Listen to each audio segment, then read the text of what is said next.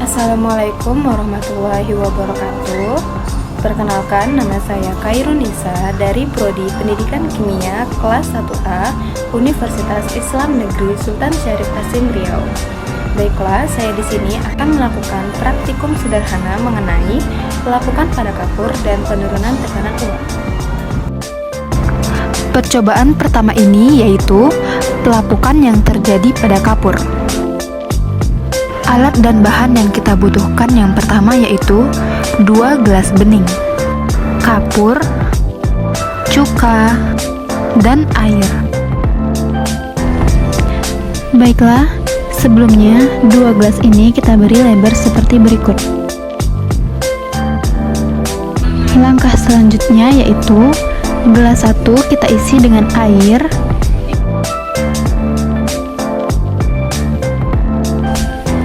dan gelas 2 kita isi dengan cuka.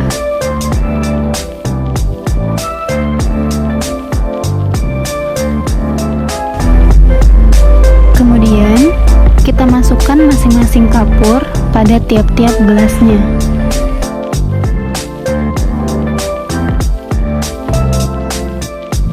Setelah itu, diamkan beberapa saat dan amati proses yang terjadi. Jadi, kesimpulan yang dapat kita ambil dari eksperimen tersebut adalah bahwa kapur tulis yang berada di dalam gelas yang berisi air biasa tidak menghasilkan gelembung, sedangkan kapur tulis yang berada di dalam gelas yang berisi cuka menghasilkan gelembung. Mengapa kapur yang berada di dalam larutan cuka menghasilkan gelembung? Karena cuka merupakan asam asetat, sedangkan kapur tulis mewakili mineral yang disebut batu kapur atau gamping. Baiklah, eksperimen selanjutnya yaitu percobaan mengenai penurunan tekanan uap. Sebelum itu, kita harus tahu apa itu penurunan tekanan uap. Penurunan tekanan uap adalah suatu keadaan di mana tekanan uap pelarut akan turun akibat adanya zat terlarut. Baiklah, langsung saja kita mulai percobaannya. Alat dan bahan yang kita butuhkan yaitu 3 buah gelas, 3 tutup gelas, air, sendok,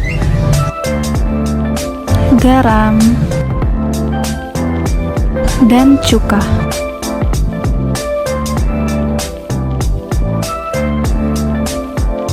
Baiklah, pertama-tama yaitu gelas 1 kita tulis dengan air murni, gelas 2 kita tulis dengan air plus garam, dan gelas 3 kita tulis dengan air plus cuka. Langkah selanjutnya, isi ketiga gelas menggunakan air dengan banyak yang sama.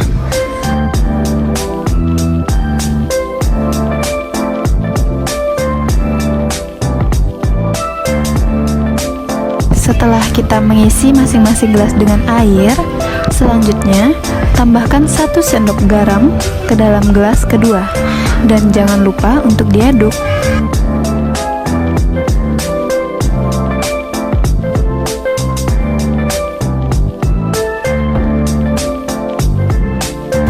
Selanjutnya, kita masukkan 1 sendok makan cuka ke dalam gelas ketiga. Kemudian, jangan lupa untuk diaduk lagi. Nah, setelah semuanya diaduk, kita tutup masing-masing gelas dengan tutup gelas yang sudah disediakan. Kemudian, kita biarkan larutan tersebut selama semalaman. Setelah menunggu selama semalaman, didapatkan hasil bahwa uap air yang paling banyak yaitu terdapat pada gelas yang berisi air murni, sedangkan pada gelas yang berisi air plus garam menghasilkan uap air yang sedang, dan pada gelas air plus cuka menghasilkan uap air yang cukup banyak. Hal ini menunjukkan bahwa tekanan uap air murni lebih besar daripada tekanan uap larutan cuka, dan tekanan uap larutan cuka lebih besar daripada tekanan uap larutan garam. Nah, setelah kita mengamati hasil percobaan yang sudah dilakukan, proses apakah sih yang menyebabkan air dapat menempel pada tutup gelas? Nah, jadi air dapat menempel pada tutup gelas karena proses penguapan atau adanya tekanan yang terjadi karena suatu zat cair dimasukkan ke dalam sebuah wadah. Kemudian, mengapa ada perbedaan jumlah butiran air yang terdapat di air murni dengan air yang diberi garam maupun cuka? Jadi, hal ini terjadi karena perbedaan besar gaya tarik-menarik antar molekul pelarut dan zat pelarut. Gaya tarik-menarik antar molekul air ini lebih kecil karena tidak terdapat zat terlarut, menyebabkan larutan air murni lebih cepat menguap, sehingga butiran airnya lebih banyak. Sedangkan gaya tarik-menarik antar molekul yang terjadi pada pelarut yang diberi zat terlarut lebih besar, menyebabkan air lebih sulit untuk menguap, sehingga butiran airnya lebih sedikit. Hal ini terjadi karena molekul zat pelarut dan terlarut saling menarik, yang artinya zat terlarut akan menghalangi penguapan zat pelarut.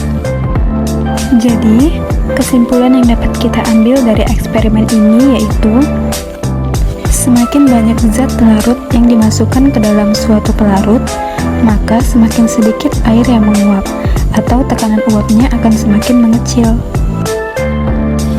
Sekian eksperimen dari saya. Terima kasih sudah menonton.